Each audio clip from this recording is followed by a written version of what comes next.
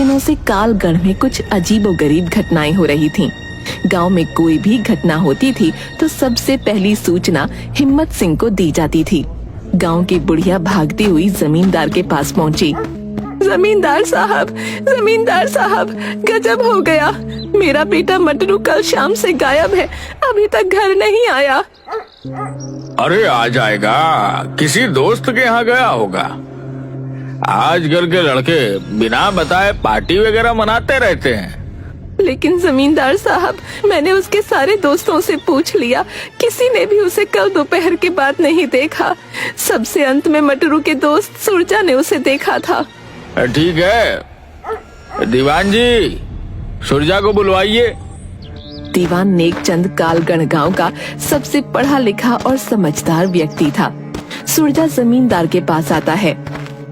बताओ सुरजा, तुमने मटरू को सबसे अंतिम में कहाँ देखा था? जमींदार साहब, कल मटरू मुझे शाम 5 बजे शमशान के बगल में गन्ने की खेत की ओर जाते हुए मिला था। उस तरफ तो कोई जाता नहीं। अब वहाँ जाने के लिए तो मैंने पूरे गांव को मना कर रखा है। जी जमींदार साहब, मैंने उसे याद भी दिलाया कि उधर जाना मना है, लेकिन वह बोल रहा था कि उसका कुत्ता मोती इधर ही भागता आया है और फिर वह गन्ने की खेत में चला गया। ठीक है, दोपहर में हम लोग गन्ने के खेत में जाकर मटरू की खोज करेंगे। दोपहर में गांव के सारे लोग मिलकर शमशान के बगल वाले गन्ने के खेत में मटरू को खोजते हैं, लेकिन ना तो मटरू और ना ही उसका कुत्ता मोती कहीं दिखाई देता है। शाम ढलने से पहले वहां से जमींदार सभी लोगों को निकल जाने के लिए बोलता है, क्योंकि कालगढ़ के लोगों का मानना था कि शाम ढलने के बाद उस गन्ने के खेत में भूत प्रेत का वास होता है। अभी तक कालगढ़ के करीब 28 लोग उस गन्ने के खेत में लापता हो चुके थे। कई बार इस गन्ने के खेत को काटा भी गया, लेकिन अगली सुबह फिर उसमें गन्ने का खेत पाया जाता। भय से गांव का कोई आदमी शाम के वक्त उधर से नहीं गुजरता। अब क्या होगा मालिक, मेरा मटरू के सिवाय इस दुनिया में कोई नहीं है। मैं तुम्हारी दुख को समझ रहा हूँ, लेकिन जितना हमें करना था हम लोगों ने कोशिश कर लिया। अब तुम जाओ और थाने में अपना रपट लिखवा दो। तभी धन्नू धोबी दौड़ता हुआ आता है। जमींदार साहब, गजब हो गया। मैं नदी के किनारे कपड़ा धो रहा था, तभी शमशान के बगल वाले गन्ने की खेत से लाल धुएं का भवंडर उठते हुए देखा और उस भवंडर में गांव से लापता कई पुराने लोग और मटरू अपने कुत्ते मोती के साथ दिखाई दिया। क्या बकते हो धन्नो, हम सब अभी गन्ने के ही खेत से आ ही रहे हैं, हमें तो वहाँ कुछ ऐसा नहीं दिखा। मालिक, मैं सच बोल रहा हूँ, मैंने अपनी आंखों से अभी देखा है। वो भवंडर तेजी से चक्कर काटते हुए शमशान की तरफ चला गया और लाल धुएं से फिर वह नीले धुएं में बदल गया। तभी वहाँ इंस्पेक्टर टोने भी आ जाता है। आइए इंस्पेक्टर साहब, हम आप ही को बुलाने वाले थे। आपके गांव में घट रही घटना के बारे में तो मालूम ही होगा। जी हाँ जमींदार साहब, गांव में घट रही घटनाओं पर हमारी पैनी नजर है। हमने 2 कांस्टेबल सिंटू और पिंटू को गन्ने के खेत के पास चेक पोस्ट बनाकर तैनात रहने को कहा है। अभी धन्नू धोबी ने गन्ने के खेत में लाल धुएं का बवंडर उठते हुए देखा है, जो शमशान में जाकर नीले कलर में बदल गया और विलीन हो गया। हमें यह भी पता है, कांस्टेबल सिंटू और पिंटू ने इसकी पुष्टि की है कि उन्होंने भी ऐसे बवंडर को उठते हुए देखा है, जिसमें कुछ लोग फंसे हुए दिखाई दिए थे। मैं इसीलिए आपके पास आया हूँ कि आप गांव में सभी को हिदायत दे दें कि शाम के वक्त गन्ने के खेत की तरफ कोई नहीं जाएगा। गांव का सबसे बड़ा सेठ चित्तर पांडे की कार भी वहां आ जाती है।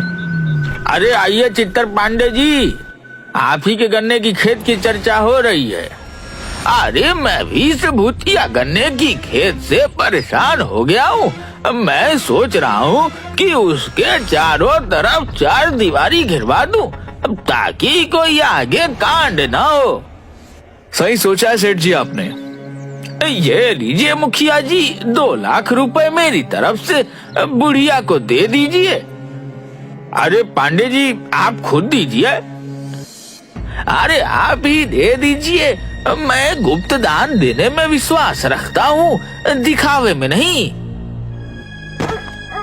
अच्छा, मैं चलता हूँ, मंत्री जी के साथ एक इम्पोर्टेंट मीटिंग है। ऐसे ही आदमी को हमारे समाज की जरूरत है। बहुत ही नेक आदमी है सेठ जी। उधर कांस्टेबल सिंटू और पिंटू चेक पोस्ट पर। भैया, आप कहाँ से हो? हम तो बिहार से हैं। और आप? हम तो यूपी से हैं। जरा सुरती है तो दो यार, डर के मारे पिछवाड़ा फटा जा रहा है। बताओ, हम लोग क्या भूत पिशाच भगाने के लिए भर्ती हुए थे पुलिस में? हाँ भैया, बात तो तुम ठीक कह रहे हो। ये लो चिनौटी, पहले खैनी रगड़ो, फिर खा के सोचेंगे कि हमें क्या करना है। डर तो ससुरा हमें भी लग रहा है। भैया, तुमने कभी भूत देखी है? हाँ भाई, हमने तो भूत देखा है। हमारे चाचा को मेरे सामने भूत ने उठाकर 3 बार उठाकर पटका था। जब हम आम के पेड़ के रखवाली के लिए मचान बनाकर उस पर सो रहे थे। मैं नहीं मानता, मैं भूत प्रेत को नहीं मानता। ये एक कोरी कल्पना और अफवाह है। ठीक है भैया, अपनी अपनी सोच है। अच्छी बात है कि तुम्हें भूत प्रेत पर विश्वास नहीं है। हमें तो है भैया।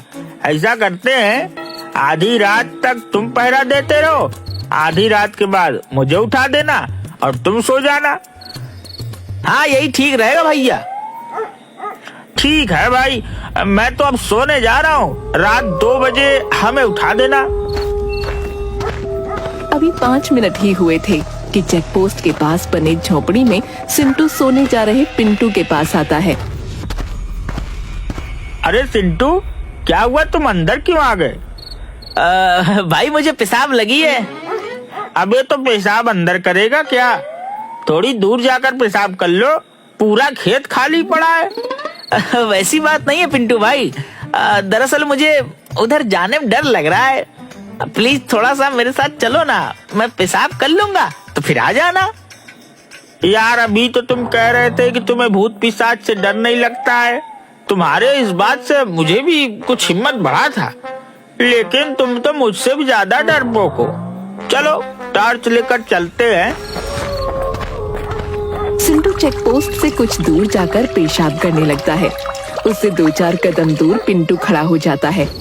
अचानक वहाँ से एक काली बिल्ली सिंटू के पैरों से टकराती हुई दूसरी ओर खेत में भाग जाती है। सिंटू डर के मारे उछलकर पिंटू के ऊपर चढ़ जाता है। भैया बचाओ बचाओ, मेरे पैरों से भूत टकराया अभी। अबे वो काली बिल्ली थी, मैं भी उसे टॉर्च की रोशनी में खेत में जाते हुए देखा है। चल उतर जा।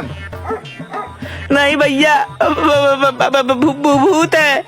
अभी अभी मेरे पैरों में टकराया है। मुझे भूत से बचा लो। मैं अपने पत्नी का इकलौता पति हूँ, उसका क्या होगा? वो विधवा हो जाएगी, बचा लो। तभी आकाश में अचानक बिजली चमकती है और बादल गरजने की आवाज के साथ सिंटू और डर जाता है। भूत भूत! अरे उतर, मुझ पर क्यों दिया मुँह? सारा वर्दी खराब कर दी तूने। चल झोपड़ी के अंदर चल। सॉरी भैया, वो बादल की आवाज और डर से मेरी सुसु निकल गई। भैया, हनुमान चालीसा पास रखते हो क्या? भूत पिशाच निकट नहीं आवे, महावीर जब नाम सुनावे। दोनों कांस्टेबल चेक पोस्ट के पास बने झोपड़ी के अंदर चले जाते हैं और एक ही खटिया पर दोनों सोने की कोशिश करने लगते हैं, लेकिन डर के मारे दोनों को नींद भी नहीं आ रही थी।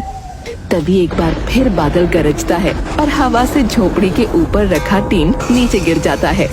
सिंटू भूत भूत करते हुए खटिया से उठकर बाहर भाग जाता है। उसके पीछे पीछे पिंटू भी भागता है। अरे सिंटू, किधर जा रहा है? रुक रुक जा मेरे भाई। तुम भी जल्दी भागो वहाँ से, भूत है वहाँ। भूत! मैं जा रहा हूँ थाने में, तुम भी भागो वहाँ से। पर मेरे भाई, गांव तो इधर है, उधर तो गन्ने का खेत है, उधर नहीं जाना। प्लीज लौट आओ, मेरी बात मानो, मेरी आवाज सुन रहे हो ना? लेकिन सिंटू डर के मारे पिंटू की एक बात नहीं सुनता और गन्ने के खेत की ओर भाग जाता है। पिंटू थक हार कर थाने लौट आता है और इंस्पेक्टर टोंडे को सारी घटना बताता है। सुबह में सभी लोग कांस्टेबल सिंटू को खोजने गन्ने के खेत में जाते हैं, लेकिन सिंटू का कहीं अता पता नहीं मिलता।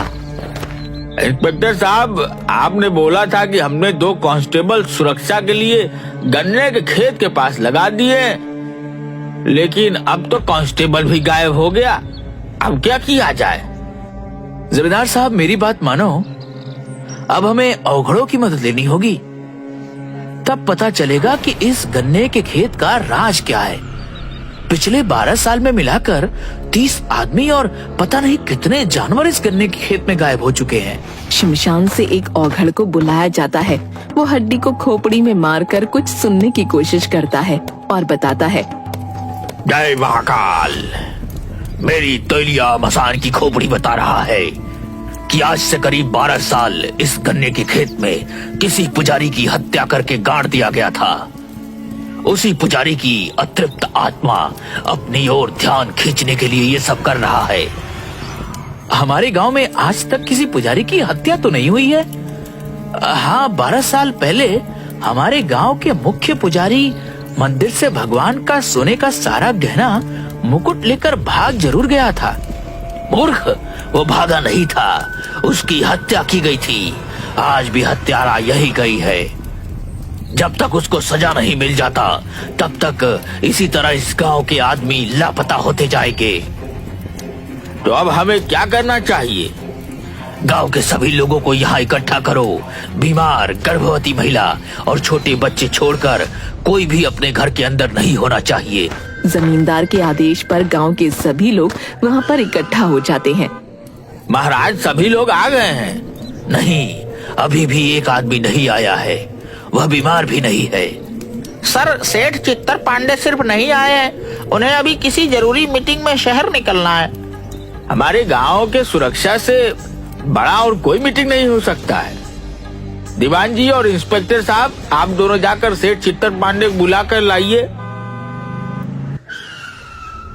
चित्तर पांडे आने में बहुत आनाकानी करता है, लेकिन इंस्पेक्टर साहब और दीवान जी के दबाव के कारण उसे औघड़ के पास आना ही पड़ता है।